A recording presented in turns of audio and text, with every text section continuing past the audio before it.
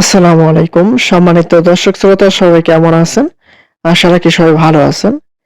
একটি breaking news রয়েছে, সেটি হচ্ছে ইউনিয়ন পরিষদ নির্বাচন ২০২৬ সালে কবে অনুষ্ঠিত হবে? আর এটি দলীয় প্রতীকে হবে কিনা নির্দলীয় প্রতীকে হবে? আর ভোট পদ্ধতি ব্যালট পেপারে হবে কিনা ইভিএম মেশিনে হবে? এ প্রসঙ্গে একটি পত্রিকায় সর্বশেষ একটি প্রতিবেদন প্রকাশ করা হয়েছে। এখানে বিস্তারিত কি আলোচনা করা হয়েছে সকল কিছু আপনাদের মাঝে জানিয়ে দেওয়ার চেষ্টা করব।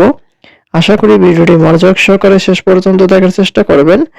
আর আমাদের চ্যানেলটিতে নতুন হয়ে থাকলে অবশ্যই চ্যানেলটি সাবস্ক্রাইব করে রেখে পাশে থাকা বেল আইকনটি অন করে রাখবেন। এখন দেখি নির্বাচন সংক্রান্ত বিস্তারিত সর্বশেষ কি বলা হয়েছে। দেখতে পাচ্ছি বলা হয়েছে বর্তমান তথ্য অনুযায়ী ২০২৬ সালের মাঝামাঝি থেকে শেষের দিকে ধাপে ধাপে ইউনিয়ন পরিষদ নির্বাচন আয়োজন করা হতে পারে। বাংলাদেশ নির্বাচন কমিশন পরিস্থিতি, আইন শৃঙ্খলা এবং প্রশাসনিক প্রস্তুতির উপর ভিত্তি করে চূড়ান্ত তফসিল ঘোষণা করবে। সাধারণত ইউপি নির্বাচন একদিনে নয়, বরং কয়েকটি ধাপে অনুষ্ঠিত হয়। আর এটি দলীয় প্রতীক নাকি নির্দলীয়, এই বিষয়টি এখনো চূড়ান্ত হয়নি। তবে আলোচনা অনুযায়ী আগের মতো দলীয় প্রতীকে নির্বাচন হওয়ার সম্ভাবনা কম। আর নির্দলীয় প্রতীকে নির্বাচন করার প্রস্তাব জোরালো। নির্বাচন কমিশন ও সরকারের মধ্যে এই বিষয়ে নীতিগত আলোচনাও চলছে। অনেকে মনে করছেন নির্দলীয় নির্বাচন হলে স্থানীয় পর্যায়ে প্রতিযোগিতা আরো নিরপেক্ষ হতে পারে। আর ভোট কিভাবে হবে? এটা ব্যালট পেপার হবে না ইভিএম মেশিন হবে? এখানে বর্তমান পরিস্থিতি অনুযায়ী অধিকাংশ ক্ষেত্রে ব্যালট পেপারের মাধ্যমে ভোট গ্রহণ হওয়ার সম্ভাবনাই বেশি। আর কিছু এলাকায় পরীক্ষামূলকভাবে ইভিএম ব্যবহার করা হতে পারে, তবে তা সীমিত।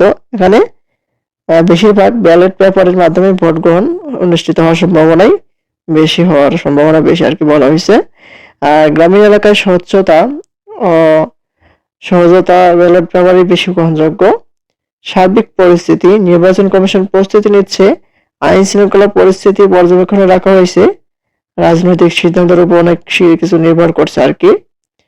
আর ইউনিয়ন পরিষদ নির্বাচনে ২০২৬-এর বাংলাদেশের গ্রামীণ জনগণের জন্য একটি গুরুত্বপূর্ণ ইভেন্ট হতে যাচ্ছে। আর এখনো চূড়ান্ত তারিখ, প্রতীক ও ভোট পদ্ধতির ঘোষণা না হলেও সম্ভাবনা রয়েছে নির্দলীয় প্রতীক ও ব্যালট পেপারের মাধ্যমে নির্বাচন আয়োজনের। এই হচ্ছে নির্বাচন সংক্রান্ত সর্বশেষ আপডেট। পরবর্তীতে যখন এটি সম্পর্কে নতুন কোনো আপডেট আসা মাত্র আমাদের চ্যানেলটিতে পেতে অবশ্যই চ্যানেলটি সাবস্ক্রাইব করে রাখবেন। ধন্যবাদ সবাইকে। আসসালামু আলাইকুম।